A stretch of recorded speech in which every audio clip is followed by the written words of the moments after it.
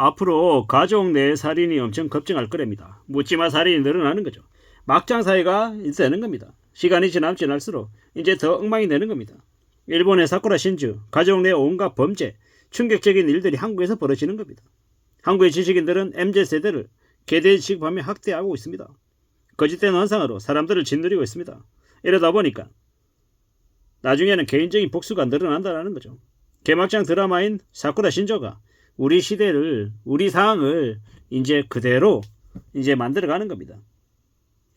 물론 그것만 있는 건 아니죠. 여러 가지 변화가 많이 생깁니다. 이탈리아에서 포르노 배우가 시의원이 되고, 이제 도덕 포르노, 공포 포르노가 이제 장사가 안 되는, 이제 서민들을 위해야 된다, 각종 사회단체 이런 것들이 여성을 위한다 이러는 개소리들이 이제 더 이상 이제 먹혀들지 않는 거죠.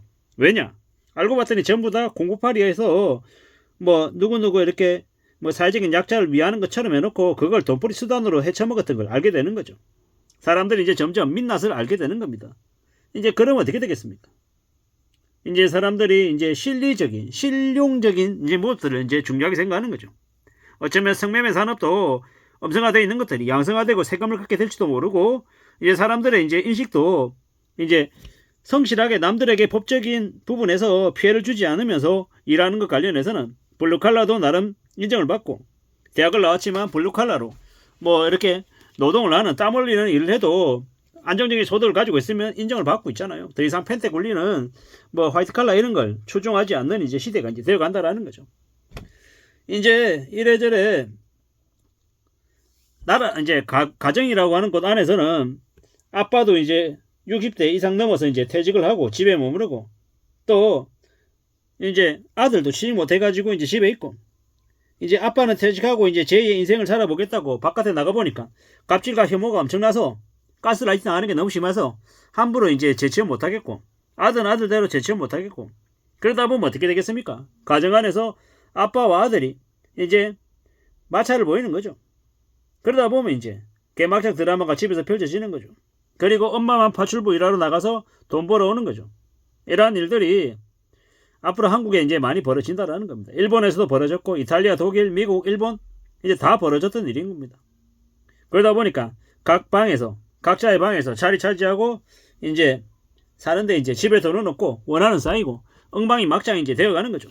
이렇게 가난해지면 가족들과의 관계도 엉망이 되는 겁니다. 그러면 이제 그러다가 이제 집 나가면요 1인 가구 되는 거고요. 가족들 간의 관계가 틀어져 가지고 바깥에 나가서 살다가 돈 없으면 그냥 노숙자 되는 겁니다. 참 어처구니가 없는 거죠. 이렇게 이제 엉망이 되어가는 것도 결국은 무슨 문제다? 돈 문제다. 돈 때문에 벌어지는 일이다라는 걸 우리는 잊지 말아야 될 것 같고, 살아가는 삶 자체가 책임지는 삶을 살려는 게 뭐다? 열심히 노동해가지고 돈을 벌어야 된다는 거죠. 돈을 벌어서 생활비를 마련해야 된다는 거죠. 그게 아빠가 됐건 엄마가 됐건 가족 구성원 누가 됐건 간에 각자의 처지에서 성실하게 착실하게 살아가면서 가족이 잘 유지가 되게, 가정이 잘 유지가 되게끔 각자 고마워하고 감사하며 살아야 된다는 겁니다. 아빠라고 무조건 일해야 되는 거 아니고, 엄마라고 무조건 가정 일해야 되는 거 아니고, 각각의 상황에 맞춰서 대응하면서 지내야 되는 거죠. 물론 말처럼 쉽지는 않습니다. 어려울 수 있습니다. 하지만 제일 첫 번째는 뭐다? 경제적인 부분이다. 그리고 있잖아요, 요즘에 청년들이 결혼하지 않는 이유 왜겠습니까? 당연히 많은 게 있겠지만은 열심히 일하고 악착같이 살아도 버는 게 너무 힘들고 막막하기 때문이죠. 저도 저희 집에 아이들이 둘이 있는데, 그 아이들이 대학을 들어갈 때쯤 되면 대학 등록금 2명 내면 어떻게 될까 생각해보면 깝깝합니다. 친구들 지인들 얘기 들으면 자녀 등록금 내려고 하니까 허리가 힘드는데, 물론 중학교 고등학교 시절에 애들 학원비 이런 걸로도 감당이 안 되고요. 그런 모습을 보다 보면 2030 청년들이 결혼하지 않고 출산하지 않는 걸 충분히 공감하게 되고 이해가 된다라는 겁니다. 그리고 무리하게 책임질 능력이 안 되는데 결혼해가지고 지내면 또 많은 사람들을 불행하게 만드는데, 차라리 그럴 거면 결혼 안 하는 게 나을 수도 있겠다는 생각이 듭니다. 우리는요 앞으로 더욱더 우려스럽고 더욱더 염려스러운 상황들을 맞게 되는 것 같습니다. 참 막막하고 두렵고 깝깝하죠. 어떻게든 우리는요 책임을 지는 삶을 살아야 된다라는 말씀을 드리고 싶고요. 이래저래 꾸준한 소득으로 항상 저축도 하면서 미래의 연금, 또 준비하면서 살아야 되는 겁니다. 그렇게 꾸준한 항상 소득을 갖고 있지 않으면 우리의 삶이 언제든지 무너지고 망가질 수 있다는 말씀을 드립니다. 그러려면 어떻게 해야 되겠습니까?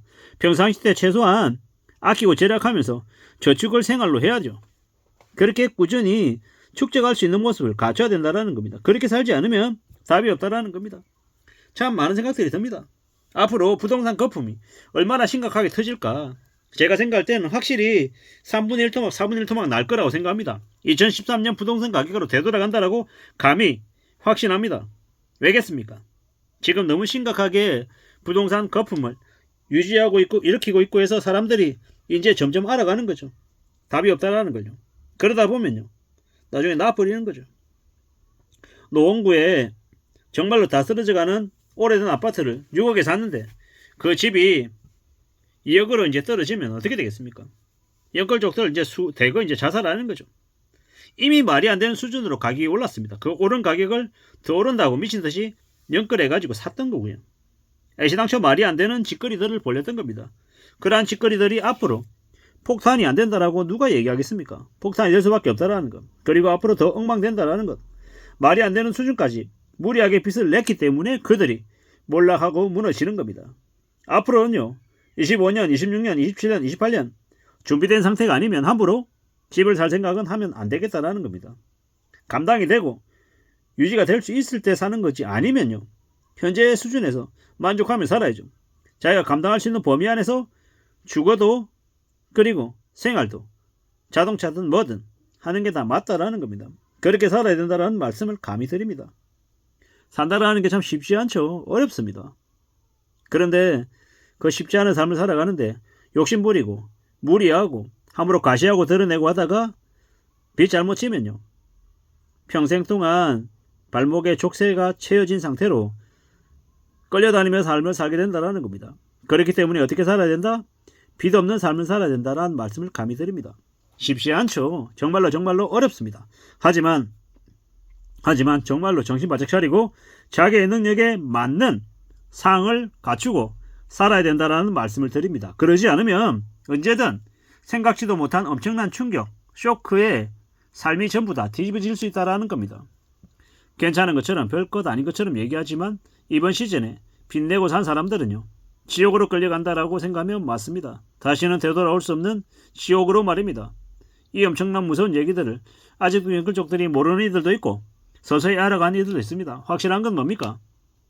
이번 시즌에 빚낸 이들은 전부 다 지옥행이다라는 것, 인생이 끝장났다라는 걸 말씀드리며 마칠까 합니다. 이상입니다.